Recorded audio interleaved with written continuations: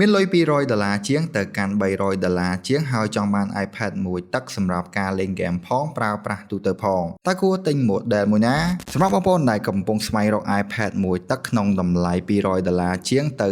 $300ជាងហើយចង់មកម៉ាស៊ីនដែលអាចលេងហ្គេមបានប្រើប្រាស់ទូទៅមើល YouTube Netflix TikTok Facebook រៀនអនឡាញនិងធ្វើការងារប្រចាំថ្ងៃបានយូរឆ្នាំថ្ងៃនេះខ្ញុំសូមណែនាំ iPad ចំនួន5 model ដែលបងប្អូនគួរតែទិញនៅក្នុងឆ្នាំ2026នេះទី1 iPad Pro 11 inch 2018ដែលវាមានតម្លៃប្រហែល$300ទៅ$300ជាងវាបានបំពាក់នៅបន្ទះ chip Apple A12X Bionic 7mm ដែលមាន RAM ចាប់ពី 4G ទៅដល់ 6G បើនិយាយអំពី performance វានៅតែខ្លាំងដោយ A12X នេះមាន GPU ខ្លាំងជា iPad ធម្មតាជាច្រើនដូច្នេះការលេងហ្គេមនៅក្នុងឆ្នាំ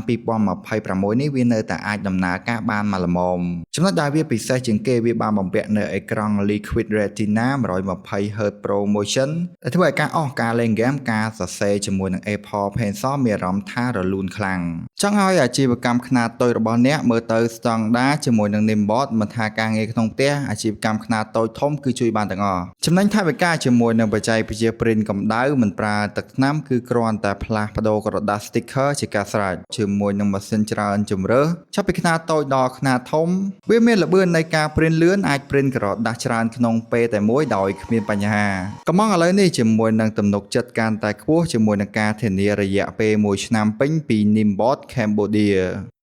ទី2 iPad 11 Generation ឬក៏ iPad A16 ជាមួយនឹងតម្លៃប្រហែលទៅនឹង$290ទៅ$300ជាងបំពាក់នៅបន្ទះ chip A16 Bionic 4 nanometer មាន RAM 6G នេះគឺជា iPad ចំនួនថ្មី A16 Bionic ដែលមានល្បឿនលឿនសន្សំសំចៃថ្ម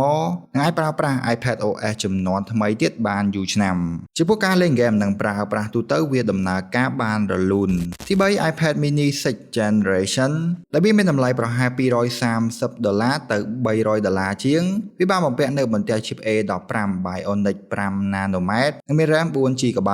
សម្រាប់បងប្អូនដែលចូលចិត្ត iPad ដែលមានរូបរាងទូចស្រាលងាយស្រួលក្នុងការដាក់តាមខ្លួន iPad mini 6 នេះគឺជាជម្រើសដ៏ល្អបំផុត iPad mini 6 មានអេក្រង់ទំហំ 8.3 អ៊ីនទោះបីជាវាមានទំហំតូចប៉ុន្តែសមត្ថភាពវាខ្លាំងជាមួយនឹងបន្ទះ chip A15 Bionic នៅតែខ្លាំងអាចលេងហ្គេមនិងបើកកម្មវិធីជាច្រើនបានយ៉ាងរលូនទី4 iPad Air 4 Generation ដែលវាមានតម្លៃប្រហែល$200ជាងទៅ$300ជាងវាបានបំពាក់នៅបន្ទះ chip A14 Bionic 5 nanometer និងមាន RAM 4GB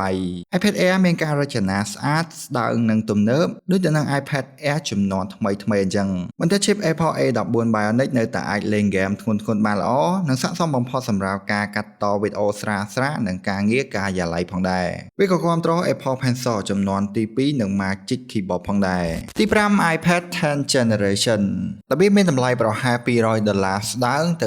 $300ជាងហើយប្រើប្រាស់បន្ទះ chip Apple A14 Bionic 5 nanometer និងមាន RAM 4GB iPad 10 Generation នេះមានរូបរាងស្អាតទំនើបមានអេក្រង់ទំហំ 10.9 អ៊ីននិងប្រើប្រាស់ USB Type C សម្រាប់ការប្រើប្រាស់ប្រចាំថ្ងៃមើលកុនស្ដាប់ចម្រៀងរៀនអនឡាញឬលេងហ្គេមជាច្រើនវានៅតែអាចដំណើរការបានយ៉ាងល្អហើយវាស័ក្តិសមបំផុតសម្រាប់អ្នកដែលចង់បាន iPad រូបរាងថ្មីប្រើប្រាស់ទូទៅនិងមានតម្លៃសមរម្យសរុបជារួមមកបើសិនជាបងប្អូនចង់បាន iPad ដែលមានអេក្រង់លឿនបងប្អូនអាចជ្រើសរើស iPad Pro 2018ប៉ុន្